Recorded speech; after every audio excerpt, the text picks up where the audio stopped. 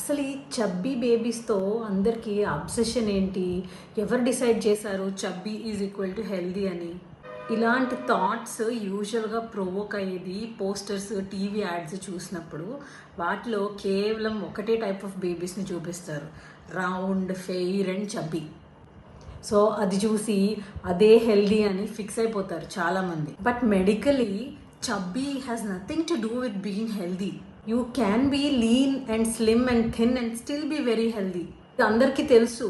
కానీ పిల్లల్ని చూసినప్పుడు ఏంటి అంత సన్నగా ఉన్నాడు, అంత బక్కగా ఉన్నాడు, గాలిస్తే ఎగిరిపోయేటట్టు అనే కామెంట్స్ పాస్ చేయకుండా మాత్రం ఉండలేరు. పిల్లలు లావుగా ఉంటేనే ముద్దొస్తారు, హెల్దీగా ఉన్నారు అనే మైండ్ సెట్ చాలా హార్మ్ఫుల్.